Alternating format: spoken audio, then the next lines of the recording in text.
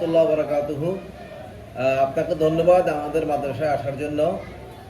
সাংবাদিকরা সাধারণত তৃণমূল পর্যায়ে মানুষের সুবিধা অসুবিধা প্রশাসন নজরে আনে, সেই হিসেবে আপনারা এখানে এসেছেন। আমাদের মাদ্রাসা কর্তৃপক্ষের পক্ষ থেকে আপনাকে ধন্যবাদ। আমাদের এই মাদ্রাসা একটা বড় মাদ্রাসা, হায়দারগঞ্জ তাহিয়া আলম কামিল মাদ্রাসা। প্রায় 2000 ছাত্রছাত্রী এখানে লেখাপড়া করে। পাশেই একটি কলেজ আছে, স্কুল অ্যান্ড কলেজ। হায়দারগঞ্জ জকির হাসপাতাল আছে, স্কুল অ্যান্ড কলেজ, এটা গার্লস কলেজ। এর সামনেই আর একটা স্কুল আছে, এই জোনাকি আইডিয়াল হাই স্কুল। এই তিনটা প্রতিষ্ঠানে প্রায় 3 থেকে 3500 ছাত্রছাত্রী এখানে প্রতিদিন মাদ্রাসায় যাতায়াত করে। এর মধ্যে গার্লস কলেজ হওয়ার কারণে মহিলাদের সংখ্যাই বেশি। এখন আমাদের এখানে হায়দারগঞ্জের একটা বড় স্পট হলো বটতলা, যেটা আমার মাদ্রাসার সামনেই, গেট থেকে বের হলেই বটতলা পড়ে। তো এখানে যেহেতু রাস্তা আছে, চারমুখী রাস্তা আছে, এই রাস্তার আশেপাশে দোকানপাট আছে, এখানে কিশোর গ্যাংকে অনেক আড্ডা।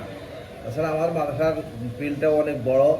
এখানে ঈদগাহ আছে, ঈদগাহের একটা মেম্বার আছে, বড় গেট আছে, খেলার মাঠও আছে। এই উসিলায় এইখানে তারা আসে, এসে তারা এখানে বিভিন্নভাবে বিশৃঙ্খলাভাবে চলাফেরা করে। মেয়েরা যখন আসে তাকাই থাকে, উত্তক্ত করে, এবং কিছু কিছু ক্ষেত্রে এখান থেকে 2-1টা মেয়েকে ইনজাস্টিস করা হয়েছে, সেরকম রেকর্ডও আছে।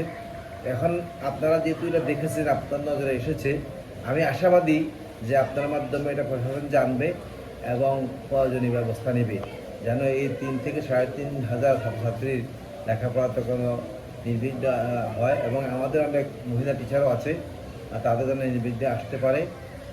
আমি দেখেছি কিছুক্ষণ আগে আমাদের হায়দারগঞ্জ পুলিশ ফাঁড়ির ইনচার্জ জনাব মোহাম্মদ বেলাল হোসেন সাহেব সহ ওনার কিছু লোকবল সহ নিয়ে এখানে এসেছেন এবং কয়েকজনকে শাস্তিও দিয়েছেন।